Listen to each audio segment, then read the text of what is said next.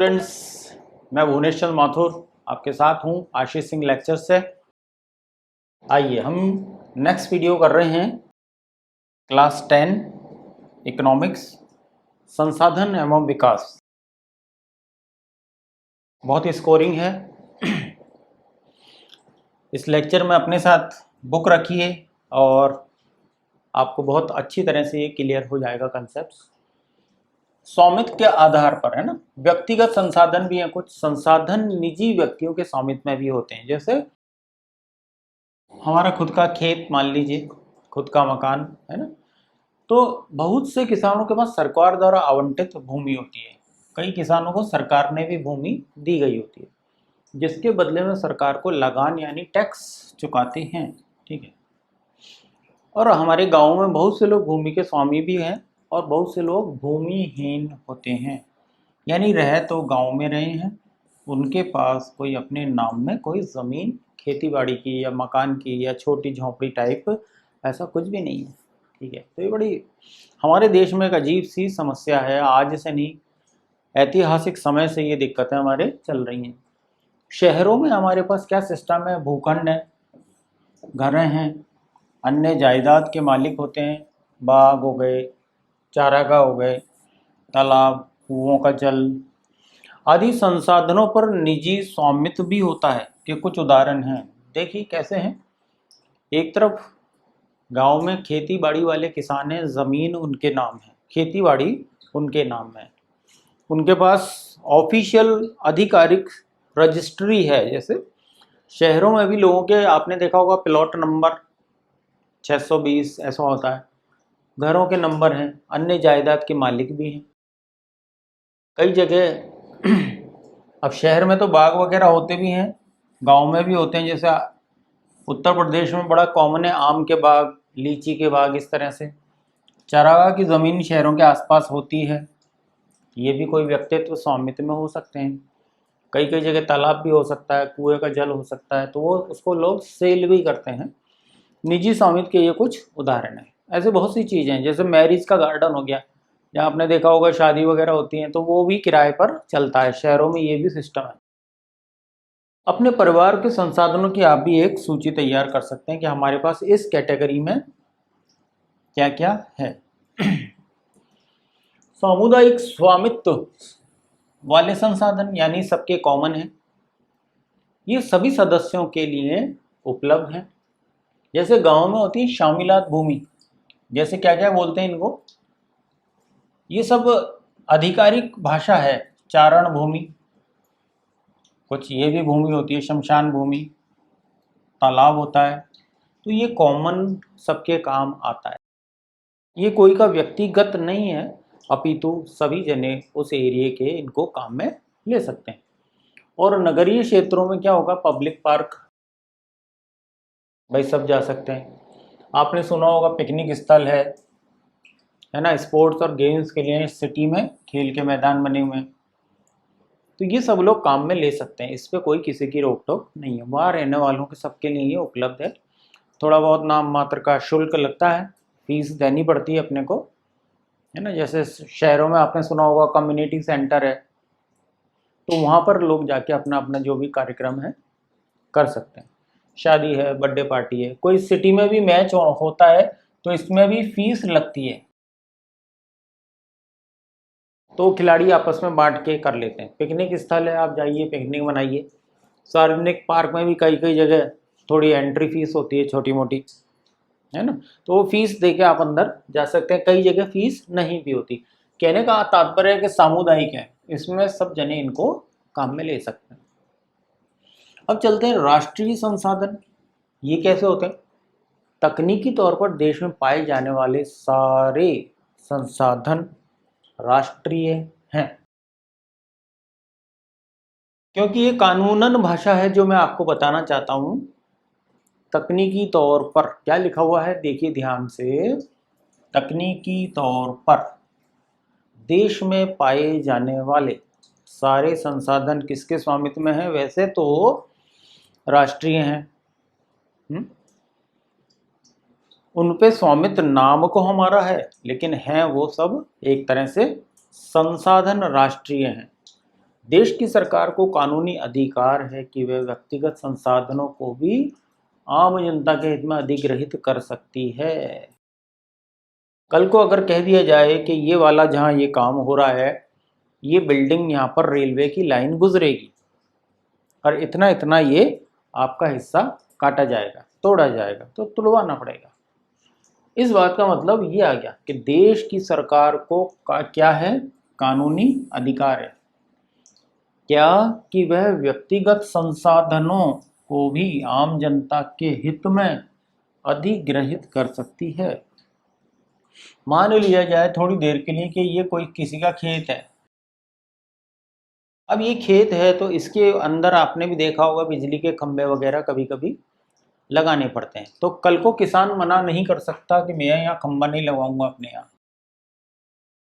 क्योंकि ये ज़्यादातर लोगों के हित में काम किया जा रहा है। बिजली ट्रांसमिशन है, बिजली सप्लाई करने के लिए आपकी थोड़ी सी ज़मीन हम लेंगे, है ना। तो ये कॉमन बात है। तो वैसे भी कानूनन राइट टू प्रॉपर्टी जो था वो अब नहीं है, था किसी टाइम में। तो हमें क्या मानना है कि मान लिया ये ज़मीन किसी किसान के नाम तो है, लेकिन वक्त ज़रूरत कभी भी सरकार उसको अधिग्रहित कर सकती है, ठीक है, ले सकती है दोबारा से। तो इस बात को आगे बढ़ाते हैं। आपने देखा होगा कि सड़कें, नहरें और रेल लाइनें व्यक्तिगत स्वामित्व वाले खेतों में बनी हुई हैं। अगर वही मान लिया जाए, एक छोटे हित को देखें कि बड़े हित को देखें, अगर बड़े हित में रेल लाइन जा रही है ना, यात्रियों के लिए सुविधा हो जाएगी, तो आपको खेत सरेंडर करना पड़ेगा। उतनी ज़मीन अगर आपके उसमें आ गई मास्टर प्लान में, तो उतनी ज़मीन हमें समर्पित करनी पड़ेगी राष्ट्र हित में, जो कि बड़ा है और फिर हमारा कानूनी अधिकार नहीं है। उस समय की बाजार की रेट से सरकार आपको भुगतान अवश्य करेगी, और ये सब सारी कानूनी प्रक्रिया होती है।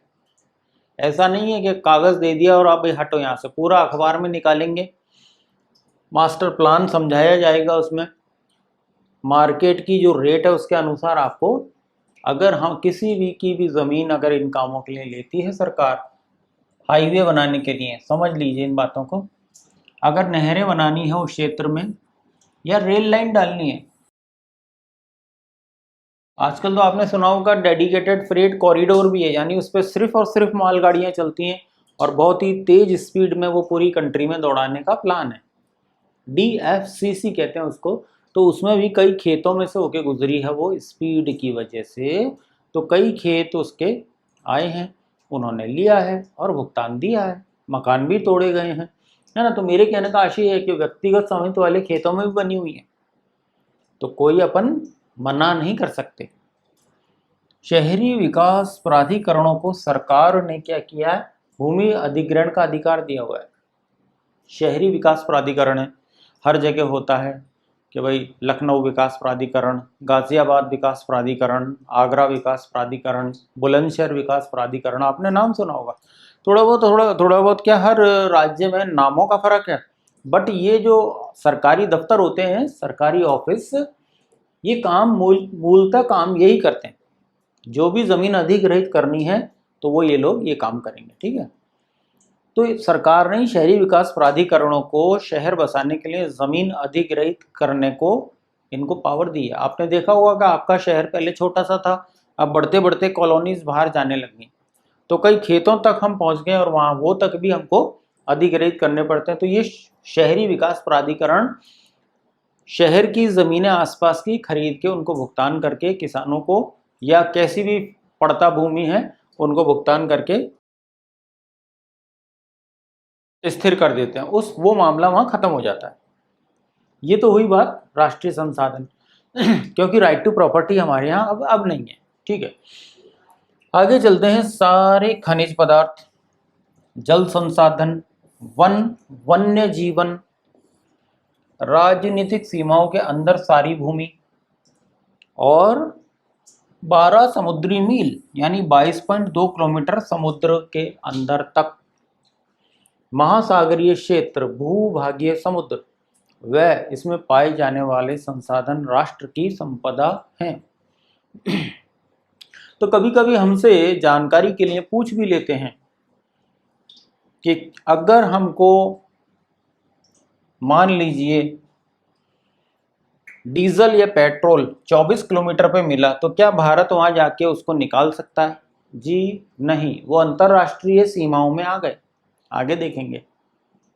तो पहले इसको समझ लीजिए, सारे खनिज पदार्थ, इसका मतलब क्या हो गया इन शब्दों का कि अगर कोई कॉलोनी बस भी गई या कोई किसान उस क्षेत्र में खेती बाड़ी भी कर रहा है लेकिन वहाँ पे मान लो एल्युमिनियम मिल गया, तांबा मिल गया, फॉर एग्जाम्पल के लिए कह रहा हूँ मैं, तो वो ज़मीन छोड़नी पड़ेगी, खेती बाड़ी वहाँ बंद करनी पड़ेगी। जल संसाधनों के लिए, क्योंकि विकास के लिए हमें सिंचाई के लिए, पीने के लिए, गाँवों में पीने का पानी, शहरों में पीने का पानी अति आवश्यक है। अगर जल संसाधन हमको बनाने हैं, कोई डैम बनाना है, तो ज़मीन अवश्यंभावी रूप से छोड़नी पड़ेगी। जंगल और जंगलात जीवन यानी वन्य जीव, ये किसकी संपत्ति है? हमारे शेर, चीते, हाथी सरकारी हैं वो भी।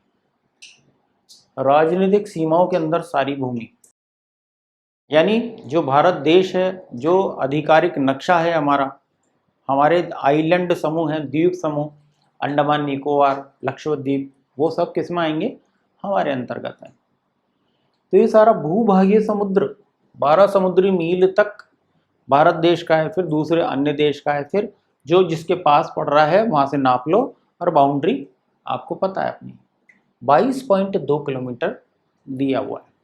तो इस तरह से ये संसाधनों का हमने ये देखा। इसमें इस वीडियो में किस किस की चर्चा की हमने अभी? सामुदायिक स्वामित्व वाले संसाधन, राष्ट्रीय संसाधन है, मतलब ये वीडियो जहाँ बन रहा है ये भी राष्ट्रीय संसाधन की बिल्डिंग है। कल को अगर यहाँ कोई निकलती है, मान लो कोई पटरी डालनी है रेलवे की, रेलवे का ट्रैक, तो ये जाएगी, जाएगी तो जाएगी। फिर आपको क्या करेंगे? ज़मीन का हिसाब दे देंगे कि ये लीजिए और यहाँ से जाइए, क्योंकि ये सब क्या हो गया? सरकारी, सरकार अधिग्रहित कर सकती है। किसको पावर दी है? शहरी विकास प्राधिकरण को। आगे चलिए, ये बहुत स्कोरिंग टॉपिक है और बहुत बार इससे सवाल आएंगे। अंतरराष्ट्रीय संसाधन, कुछ अंतरराष्ट्रीय संस्थाएं संसाधनों को नियंत्रित करती हैं। देखिए, कुछ अंतरराष्ट्रीय संस्थाएं संसाधनों को नियंत्रित करती हैं। तट रेखा से 200 समुद्री मील की दूरी अपवर्जक आर्थिक क्षेत्र से परे खुले महासागरीय संसाधनों पर किसी देश का अधिकार नहीं है। ठीक है, इन संसाधनों को अंतरराष्ट्रीय संस्थाओं की सहमति के बिना उपयोग नहीं किया जा सकता।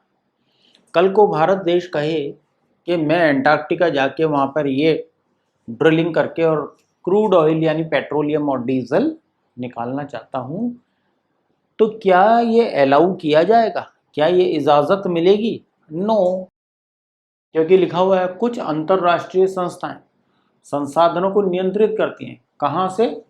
तट रेखा से 200 समुद्री मील की दूरी से। आपके यहाँ 200 समुद्री मील की दूरी नाप लीजिए, उसके बाद से भाई 22.2 किलोमीटर तक तो आप खनन कर सकते हैं समुद्र में, ठीक है। उसके बाद 200 समुद्री मील की दूरी के बाद अपवर्जनक आर्थिक क्षेत्र है, तो आप वहाँ से कुछ नहीं, कोई भी कार्यवाही नहीं कर सकते, ठीक है। या फिर इन संसाधनों को अंतर्राष्ट्रीय संस्थाओं की सहमति के बिना, या तो उनसे आप इजाज़त लीजिए, नहीं तो आप अपनी मनमर्जी से उनका उपयोग अवैध हो जाएगा, वो गैर कानूनी अपराध हो जाएगा एक तरह से, ठीक है। तो ये बातें हमको समझनी है, बहुत सरल हैं। मैं आपको बहुत ही आम बोलचाल की भाषा में सारा ये डिटेल तफसील से बताना चाहता हूँ। विकास के स्तर के आधार पर अब आगे बात डेवलपमेंटल एक्टिविटीज़। संभावी साधन, जैसा कि नाम से ही स्पष्ट हो रहा है, यह वे संसाधन हैं जो किसी प्रदेश में विद्यमान होते हैं परंतु उनका उपयोग नहीं किया गया है तो सही। मान लीजिए टंगस्टन है, जैसे हमारे राजस्थान में अभी 10,000 टन का एक भंडार मिला सीकर जिले में, तो वो रखा है, संभावना है कि आने वाले भविष्य में हम इसको काम में लेने लग जाएंगे। संभावना है, ठीक है। उदाहरण के तौर पर भारत के पश्चिमी भाग, कौन सा हो गया पश्चिमी भाग? राजस्थान। विशेषकर राजस्थान और गुजरात में पवन और सौर ऊर्जा संसाधनों की अपार संभावना है, परंतु इनका सही ढंग से विकास नहीं हुआ है। देखिए, ये बहुत चर्चा का विषय है। आप हर जगह ये पाएंगे कि अब ऑल्टरनेट सोर्सेज ऑफ एनर्जी, यानी हमें अब केवल और केवल डीजल और पेट्रोल से हटना होगा। आने वाले समय की मांग यही है। तो अब हमें क्या करना पड़ेगा? पवन और सौर ऊर्जा हमारी रक्षा करेंगे। आने वाला साल, 5 साल, 10 साल, हद 20 साल, हम चाहते हैं हम पवन और सौर ऊर्जा पर चले जाएं धीरे धीरे। और राजस्थान में तो खास करके हवाएं इतनी अच्छी चलती हैं कि यहाँ पवन चक्की आप चला सकते हैं, और चल भी रही हैं। हमारे जैसलमेर, बाड़मेर ज़िले में काफ़ी पवन चक्कियाँ हैं और कई वहाँ पे बिजली का उत्पादन हो रहा है। सौर ऊर्जा, भारत देश में देखा जाए तो एवरेज 250 दिन सूरज चमकता है। 120 दिन घटा दीजिए आप, तो उतने 8 महीने तो सूरज चमकता ही है, तो हमको धूप मिलती ही है। सौर ऊर्जा की अपार संभावना है, समझने की कोशिश करनी पड़ेगी। आपने देखा होगा आजकल कई बड़े होटल, स्कूल, यूनिवर्सिटी, कॉलेज में वो पैनल लगे रहते हैं, उससे सौर ऊर्जा बन रही है, ठीक है, एक बात। और अगर सौर ऊर्जा आपकी बन रही है और आपके उपयोग के लायक रह जाएगी, और अगर एक्स्ट्रा बन गई है तो वो तारों के द्वारा आपको उसका भुगतान भी मिल जाएगा, वो सप्लाई हो जाएगी, बिजली बोर्ड में वो चली जाएगी, बिजली बोर्ड आपसे खरीद भी लेगा।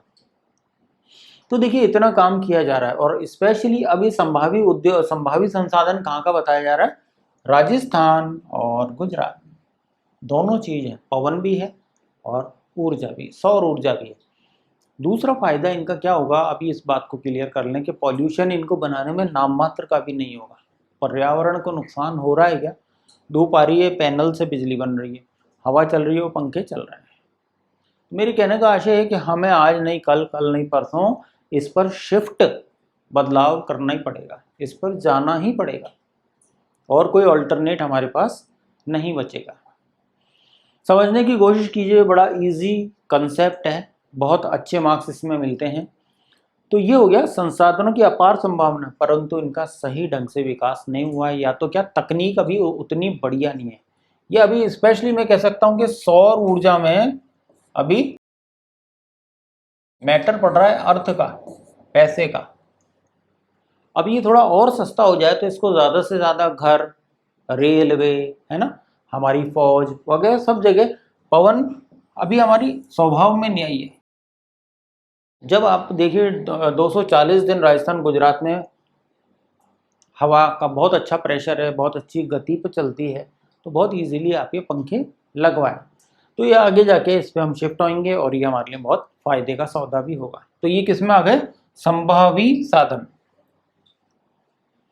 विकसित, जो डेवलप्ड है ऑलरेडी और जिनको अभी हम काम में ले रहे हैं, निकाले जा रहे हैं ना। हम ये समझ सकते हैं कि ये निकाले भी जा रहे हैं। इनका सर्वे हो चुका है, सर्वेक्षण हो चुका है, इनके उपयोग की गुणवत्ता और मात्रा निर्धारित की जा चुकी है। इनकी क्वालिटी हमको मालूम है कि किस क्वालिटी का कोयला है, किस क्वालिटी का क्रूड पेट्रोल है, किस क्वालिटी की बॉक्साइट है और कितनी निकलेगी, है ना, किस काम में वो आ सकती है, कितनी क्वांटिटी अंदर है ना, यानी अंदर से मेरा मतलब खान में कितनी है।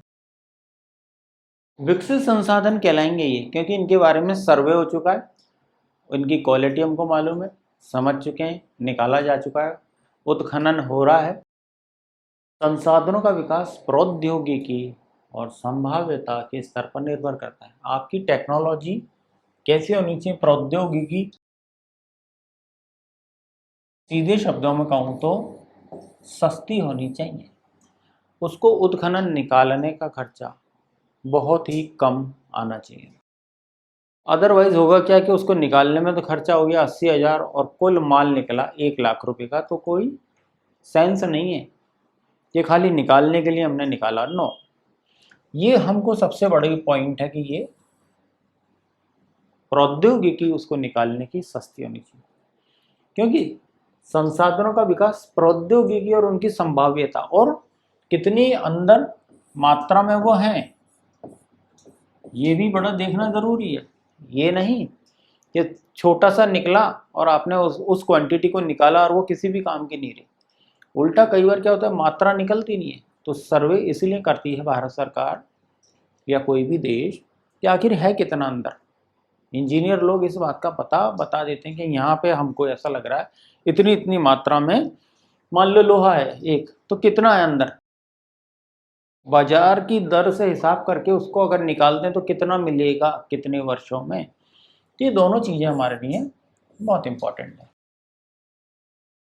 भंडार, भंडार को कैसे समझेंगे कि पर्यावरण में उपलब्ध वे पदार्थ जो मानव की आवश्यकताओं की पूर्ति कर सकते हैं परंतु उपयुक्त प्रौद्योगिकी के अभाव में उसकी पहुंच से बाहर है, भंडार में शामिल है।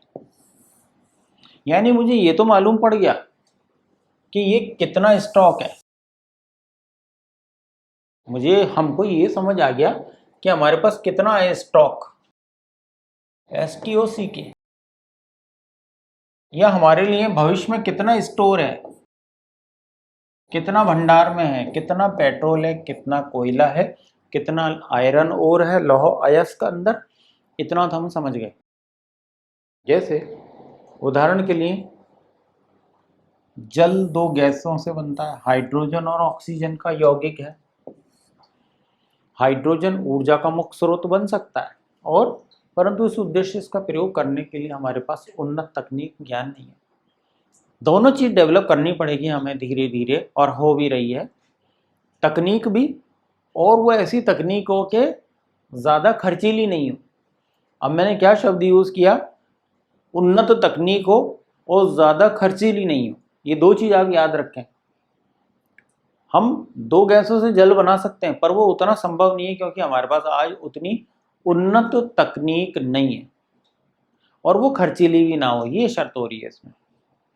मैं लिख देता हूं आपके याददाश्त के लिए, क्या चाहते हैं इस पैराग्राफ में, उन्नत तो तकनीकों,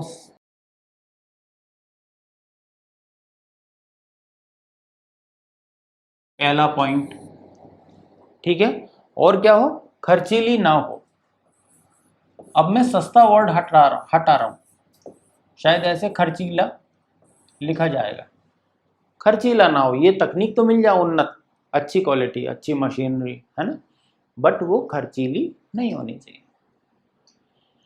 क्योंकि अगर तकनीक खर्चीली होगी तो पहले तो उसको निकालने में पैसा हमारा ज़्यादा लगेगा, बिल्कुल साधारण सी बात है। और अगर तकनीक थोड़ी हल्की है तो निकालते समय उसको मेटल या जो भी, उसको भी कुछ नुकसान की संभावना है। तो समझने की बात यह है कि हम क्या चाहते हैं, उन्नत तकनीक कम खर्चीली, ऐसे आप याद करने के लिए निशान लगा लीजिए, कम खर्चीली, ठीक है। आगे चलते हैं। ये वीडियो देखते समय मैं आपसे रिक्वेस्ट करूंगा कि अपने बुक के साथ इसको जरूर देखें। संचित कोश, यह संसाधन भंडार का ही हिस्सा है, लेकिन जिन्हें उपलब्ध तकनीकी ज्ञान की सहायता से प्रयोग में लाया जा सकता है, लेकिन इनका उपयोग अभी आरंभ नहीं हुआ है।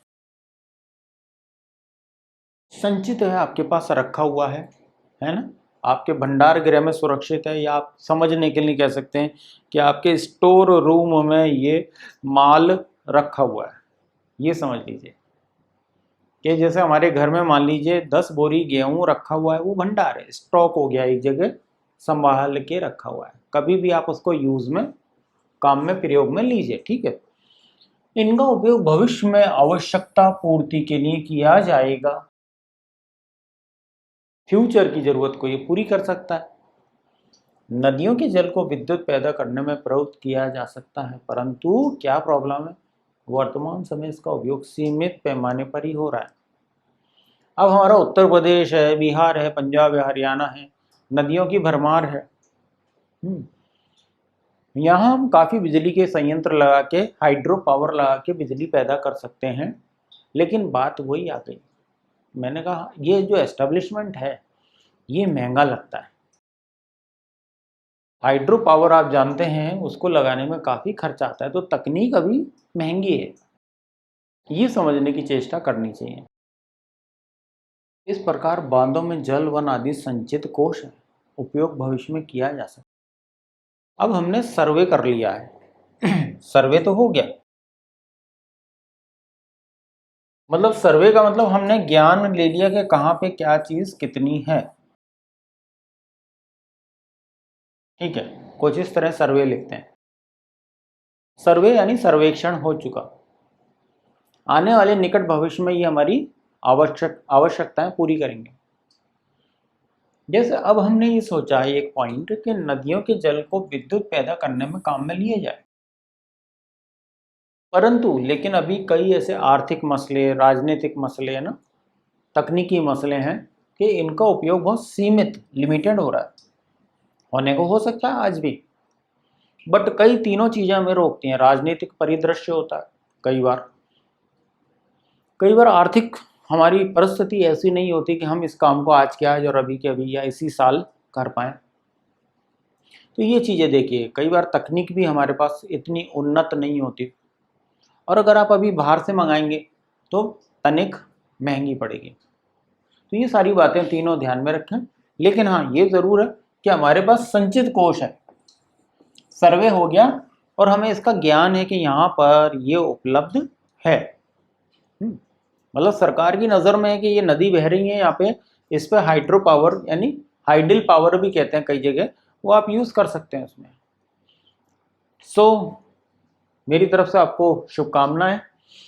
वीडियो देखते समय अपनी बुक साथ में रखें। हम यहाँ लाइन बाय लाइन एक एक चीज़ कवर कर रहे हैं। मुझे आशा ही नहीं, पूरा विश्वास है कि आपको पूरा ये समझ में अच्छी तरह आएगा। कुछ भी प्रॉब्लम लगती है ज़रूर मुझे आप बताएं। आज वीडियो में इतना ही, कल फिर मिलेंगे। धन्यवाद।